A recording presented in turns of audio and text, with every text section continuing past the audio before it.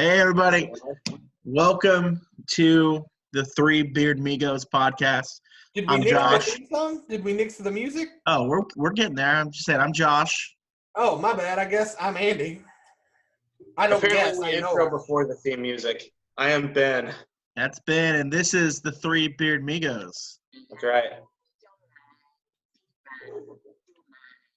Are you playing the music or?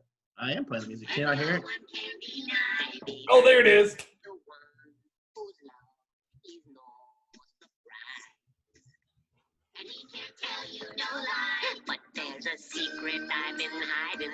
Talk to me.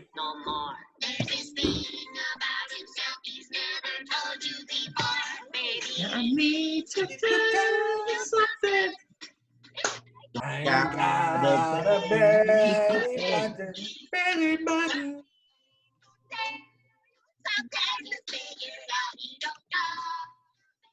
Man, I really expected a more hype song. I'm not gonna lie to you, but it's Dude, okay, if you're it's not fine. hyped over belly button, I got some issues with you. He don't got a belly button, yo.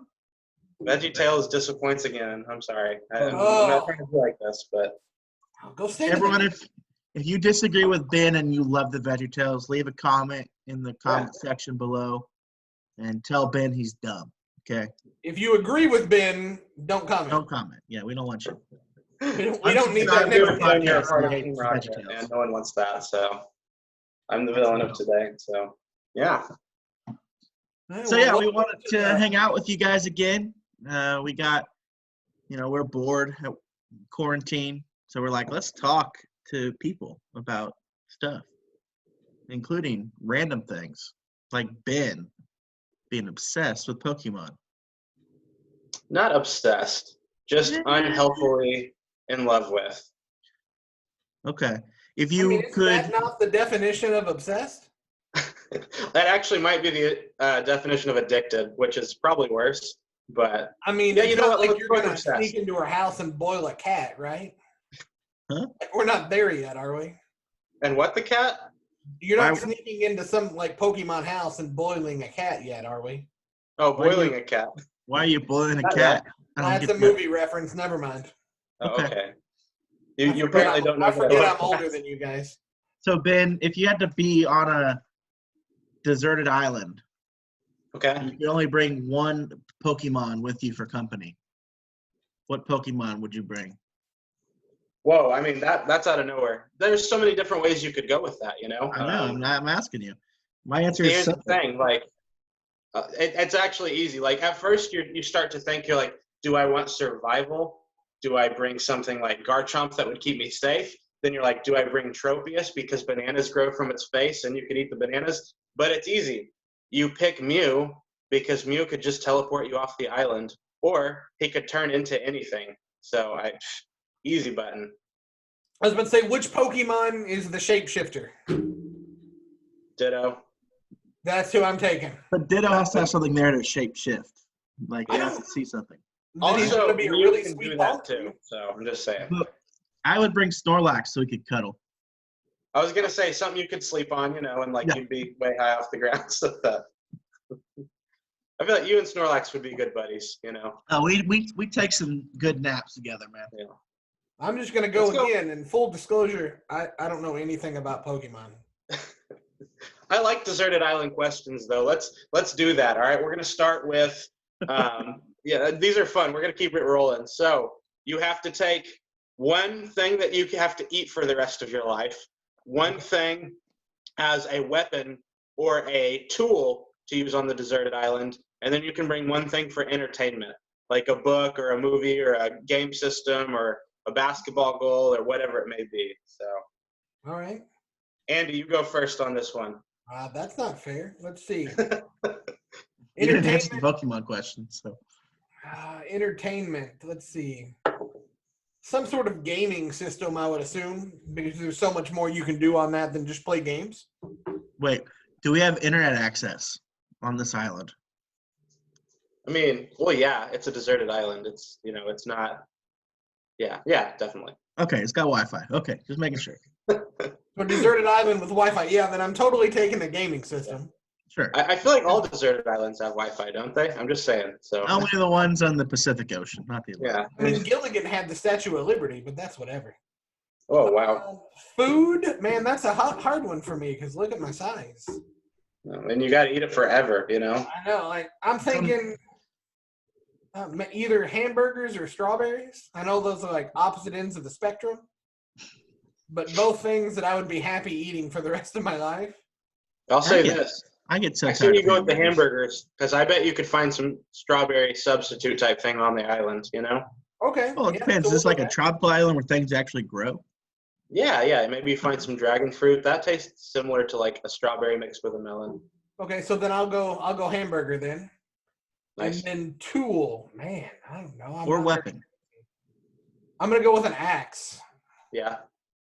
I'll go axe because then I can cut my meat. I can cut down trees. I can use that for like a fork if I need to. Yeah. If I want to remain civilized. That's a big fork, man. Andy's cause of death is not starvation or being like eaten by an animal or disease. It's he tried to himself with an axe a fork and accidentally beheaded himself. What a way to go, man. Yeah. All right, Josh, your turn. Okay, I would bring an Xbox so I could play video games and also watch Netflix and stuff. All in one entertainment system. 2, I'd bring a really good knife that could stab and cut. Yeah. You know what's really good for that? An axe. Yeah, but I'll throw my knife at you if you come at me and kill you before you get close enough to hit me with an axe. And you can throw the axe, but it's easier to dodge. You can dodge a wrench. You can dodge a ball. Yeah, I can dodge a ball, so I can probably dodge an axe. So, and then food, probably like steak. Ooh. Good choice. Got a lot of protein to keep you alive. True. Not too fatty to meat, so you won't be the most unhealthy. Like you could eat like deep fried something, kill you pretty quick. Steak, you can grill it lean, you know. Yeah, nice. Good. All right. I think I would definitely, as my trident I just gave it away. I was supposed to say as my weapon / tool. Boo, this man. Trident, because not only does it have 3 prongs, so if I break one, I've still got 2, you know. And then I can fish with it.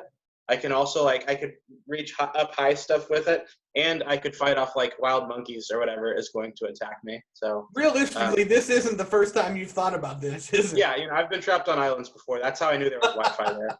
So, and then for entertainment, I'm bringing a basketball goal, and all I need is the goal because I can find some coconuts and I can shoot hoops with those.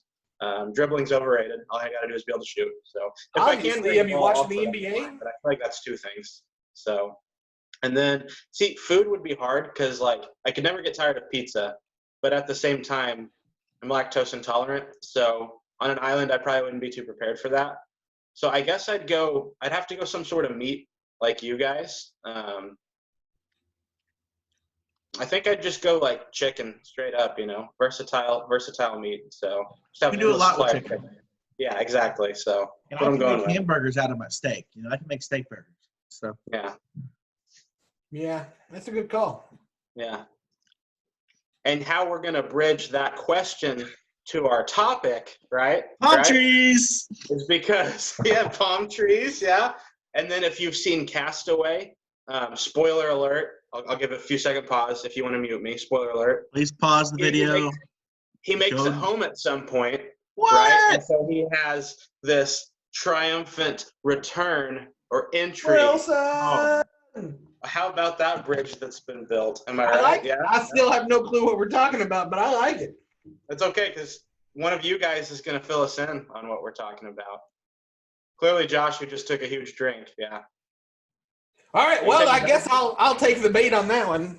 Oh, okay. You know, this Sunday is kind of a big day coming up, and we want to talk to you a little bit about Palm Sunday, right? What it means, palm trees. Why we celebrate it. Palm Sunday is the day that we paint our palms, right? We make pretty pictures on our palms, and we're like, "Ooh, Jesus!"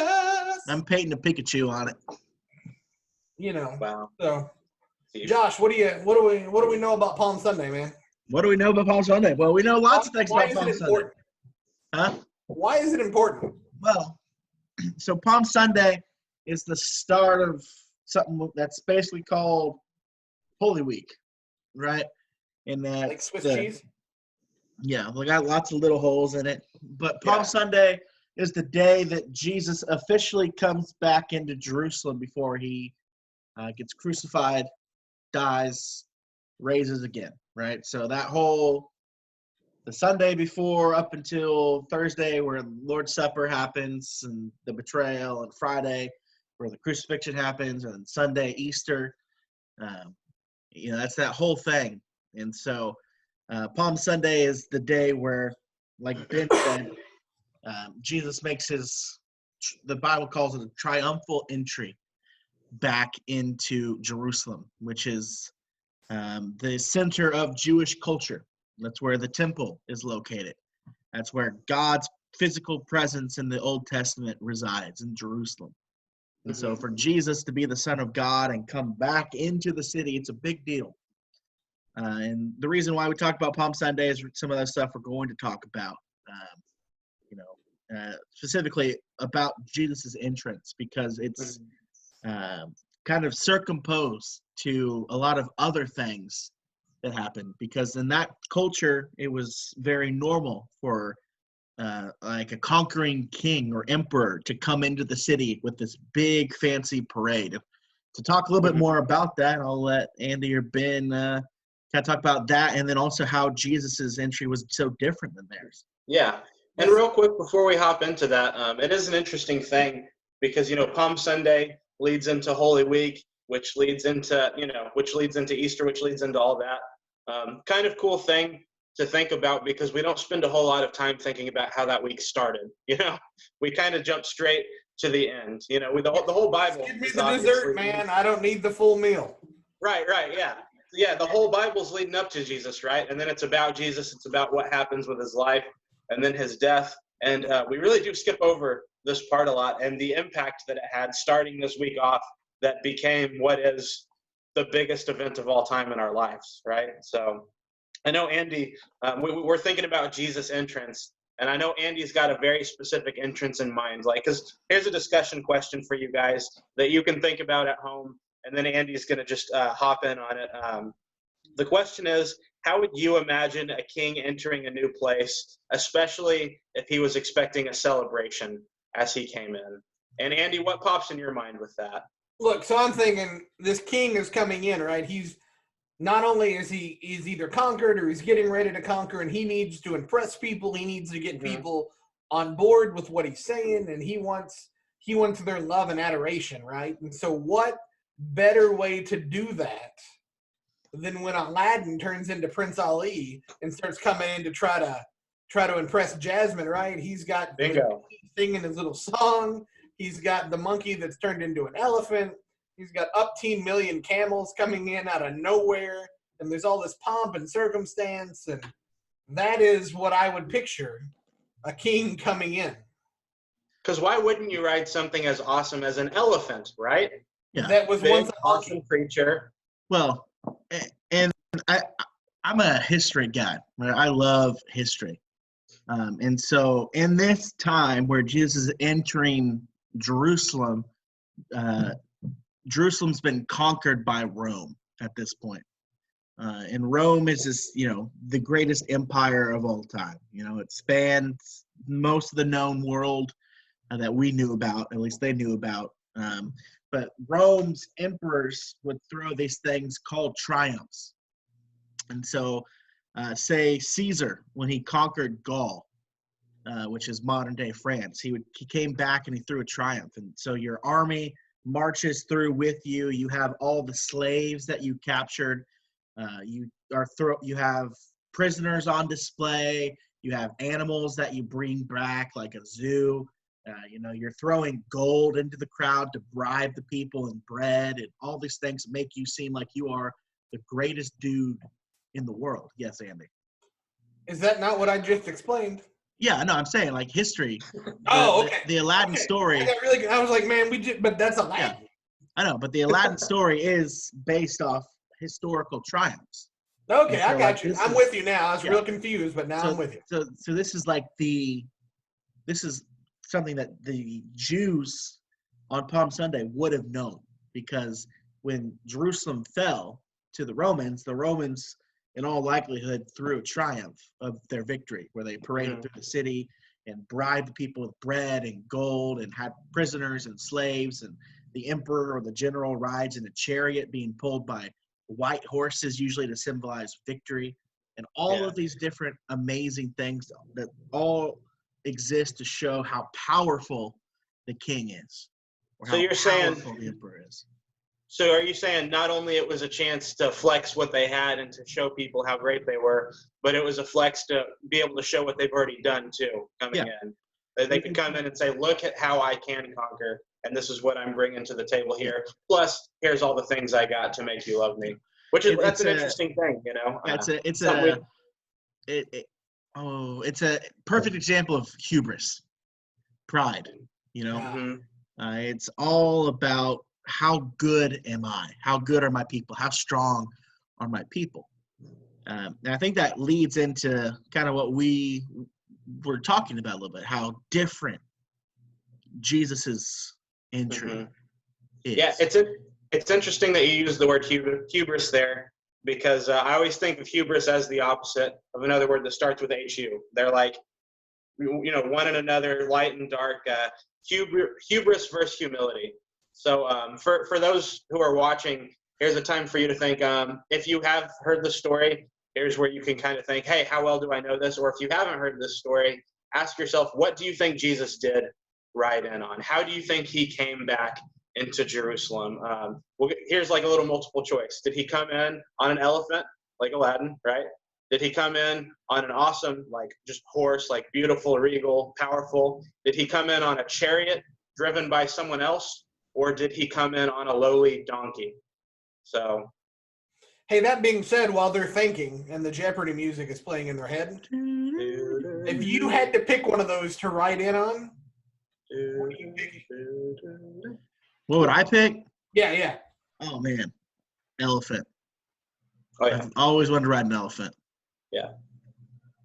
I mean, chariot would be pretty dope too. So. Yeah, riding in on a lion would be cool, but I'd be scared it might like get bored of walking and just eat me. So, elephant's a good choice. Yeah, I was gonna either go lion or elephant. Because I mean, what's gonna stop you on an elephant? Nothing. Yeah. Is a Pegasus out of the question in this one? Yes, because it doesn't exist.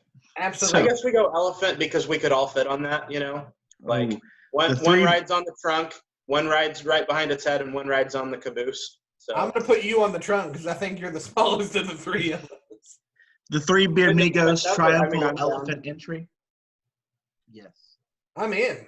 So, but which one did you guys think? See if we can make this happen. In the comments, we want to hear from you. Do you think it was an elephant, a lion, a horse, chariot, or a donkey? And now, somebody want to tell us, Andy, which one the answer actually is? Yeah, I mean, he chose the donkey. I mean, that him coming on the donkey goes so well with his life. He lived this to where everybody wanted him to be this huge military leader where he's going to come in and just cut the head off the snake, right? He's going to take over. He's going to put the Jews back in their rightful place.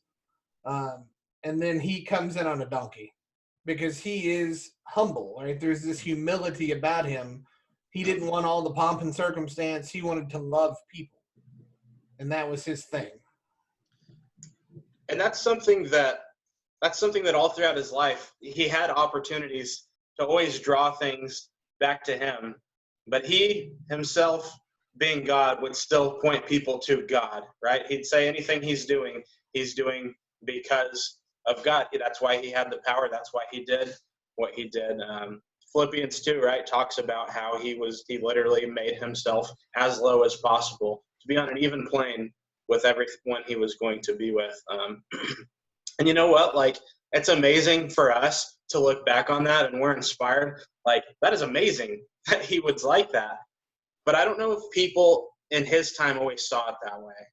No, and I laugh reading because I mean we have the ability to like look back, right? Hindsight being 20/20 and all that. But like these people expected him to be this giant military leader. But look where he was born, right? I mean, he gave up all of that power and glory and honor to be born to a poor family in a manger, right? In stables, in a barn. He couldn't even get a room, dude.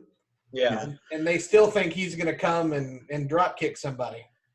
Jesus's life, guys, it's constantly subverting expectations. People always thought Jesus was doing something, or he should be doing something, but Jesus was always doing it differently than they thought. You know, he was the Messiah. He was the king that was promised. But yeah, instead of being born in the palace, like Andy said, he was born in the manger. Instead of having the triumphal entry of an emperor, a king, a conquering general, he comes in on like the lowest animal you can ride.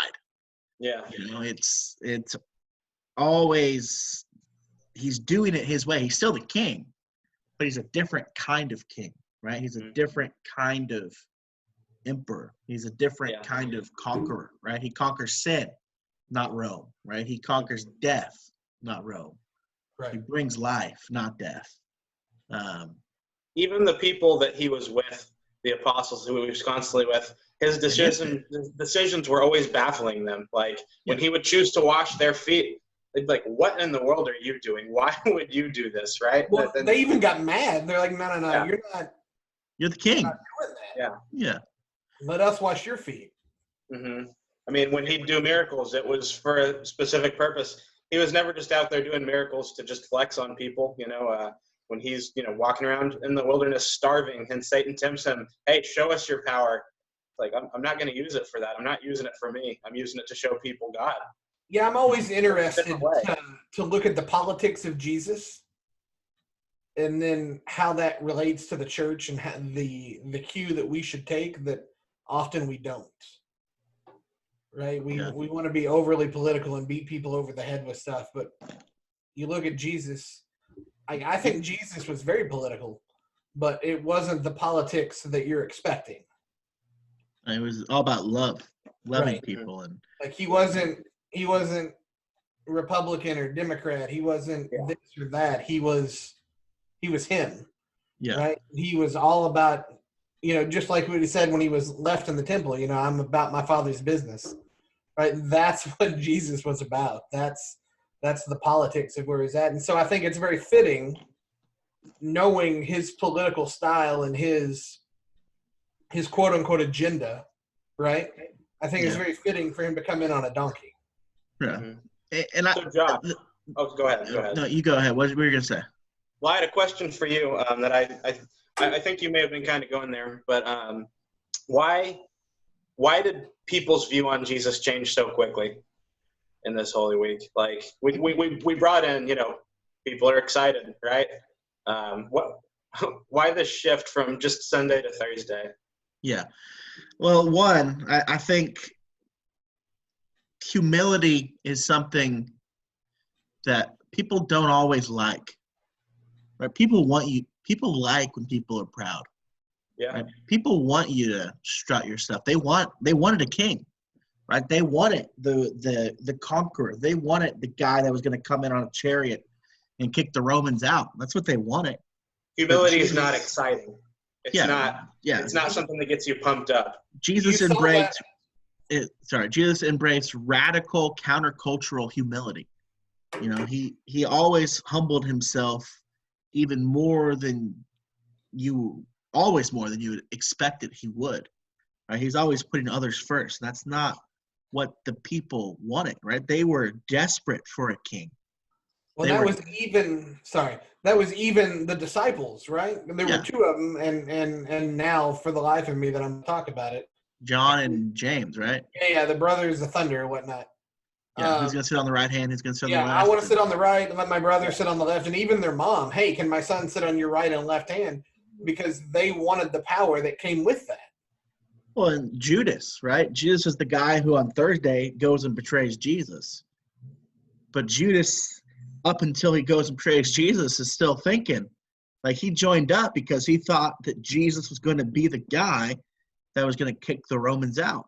Just imagine for a second that, like, America was not America, right? We were conquered by the Russians or the Chinese or the Germans in World War II or whatever. Just to stay out of politicalness, we got taken over by Mars. Sure, okay. We're an alien race has come in, right? And imagine Jesus living here today, right? And we're conquered. I like America. I like humanity, right? I'd want to be free, right? I don't want to be ruled by an alien, right? And so these guys, these Jews hated Rome because Rome had conquered them, and they wanted Jesus to be the guy that was going to kick him out. He's there, he's doing miracles. He clearly has God's blessing, right? But he's not the guy that they thought he was, right? He comes in and he comes in on a donkey, and they're singing, right? Hosanna in the highest, right? They're praising his name, right? They're laying their coats down in front of him. They're putting palm branches in front of him, which is why we call it Palm Sunday. At this moment on Sunday, he is at the highest height. And then, like Ben said, by Thursday, Jesus has been betrayed by Judas and he's arrested. And then on Friday, right, Pilate takes Jesus in front of the Jews and he says, I'll free him or I'll free this political prisoner, Barabbas, that's killed people. What do you want? And the people say, give us Barabbas. And there's a lot to that part of the story too, and I think we'll kind of get into that. We'll talk about it more, yeah. But just to say, right, things change so quickly for Jesus. But you know who didn't change even in the midst of all of that? Jesus, right? Jesus was still just as humble on Sunday as he was on Thursday. Right? Jesus was still the same guy on Sunday that he was on Thursday. Yeah. He embraced humility. We have opportunities in life where we're faced with that, situations where we can choose humility or hubris. And I think it's important. Did I say that right? Is it hubris or hubris? Hubris, okay. But if you could say hubris, that would be awesome. Hubris. Yeah. We have those opportunities in life where we decide, which am I going to choose here? And I liked the word Josh threw out, countercultural. A lot of what we have to choose in the life of Christianity is different from what the culture of the world we live in is. Like we said, humility is not usually an exciting thing that's going to get people pumped up. They want someone who's gonna wreck someone, who's just gonna own them, who's gonna get out there and conquer them, for lack of a better term. And Jesus wanted us to bring peace. He wanted us to bring love. Jesus showed that through his actions. So I think that's something important to ask yourself. When you get the chance, are you choosing humility or hubris? So,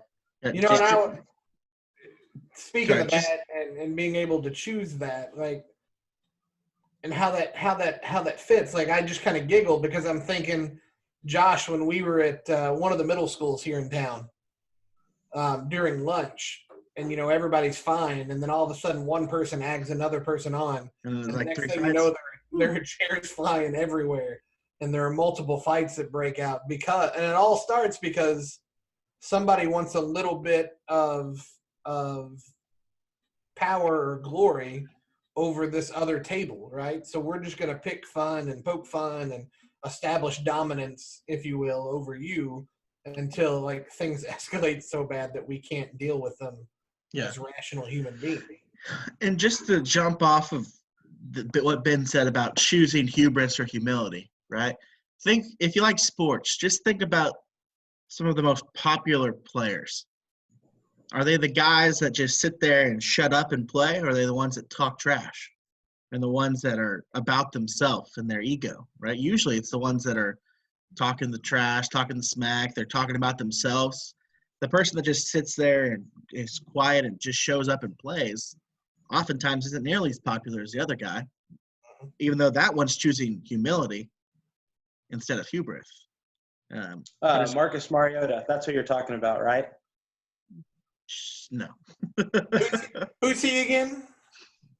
Exactly, the most humble guy in sports. Dang it, guys. I don't know. Andrew Luck is the guy that when he gets blown up is like, hey, good hit, man. Good hit, yeah. That's true. He's very humble as well. He's an awesome example. Speaking of, my favorite one is he gets up and he goes, "Ooh, you really got me there," and then just drops back to the huddle like nothing happened.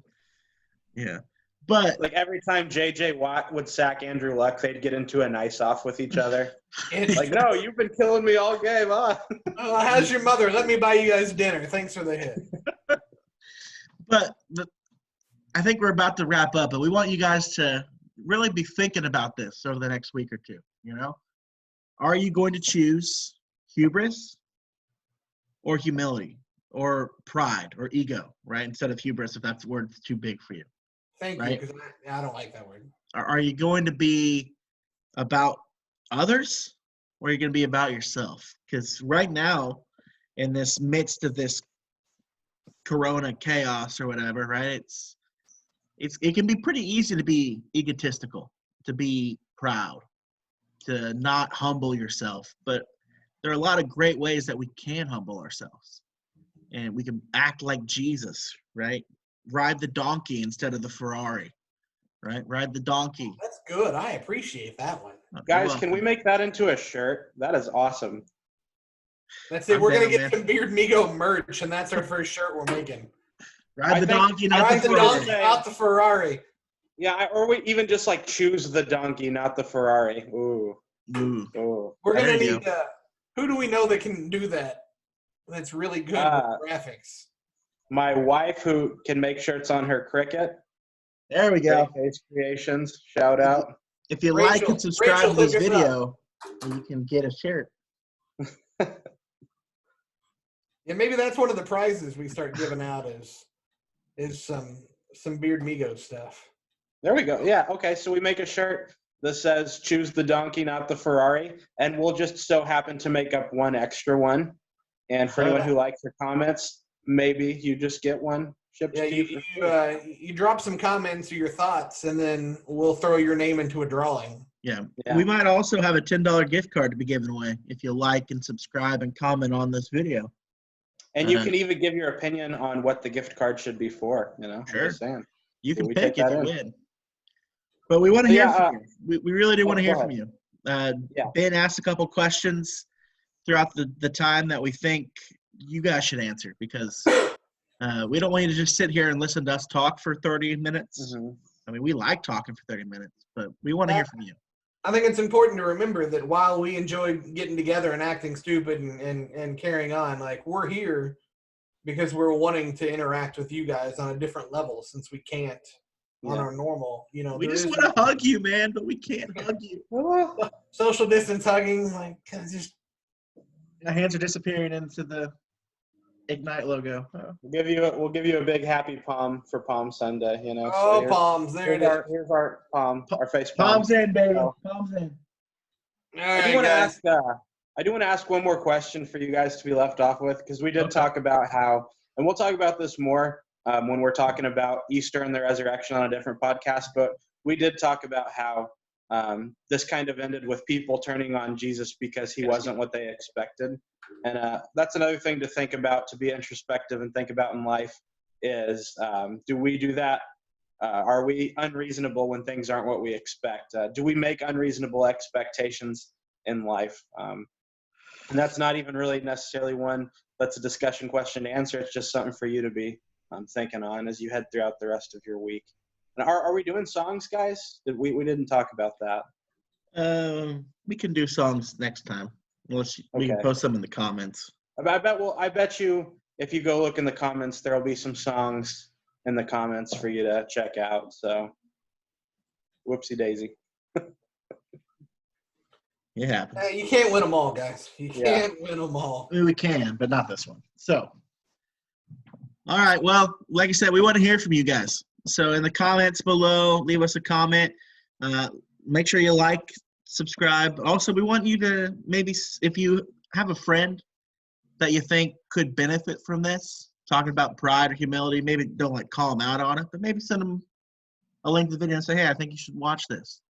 Or one of our other videos about fear or about hope, right? We want to help you. We want to help your friends too. We know this is interesting days that we live in. And on that note, On that note, if there is a topic that you would like us to talk about, let us know. Bingo. Right? That's why we're here, is to try to keep you guys engaged and then to be a source of help and hope and love. And so if there's a topic that you're struggling with, or you have friends that are struggling, or whatever that may look like, no judgment. Let us know. We'll be glad to do some research and knock that out. Here's what we're going to leave you with, guys. We love you. Complete the heart. Complete the heart at home. There you go. Love you guys. All right, later.